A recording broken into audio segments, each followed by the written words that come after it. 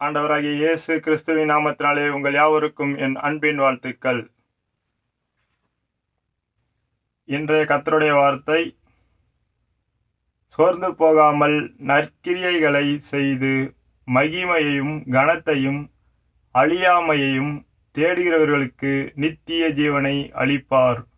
ரோமர் 2:7 Promise words for the day.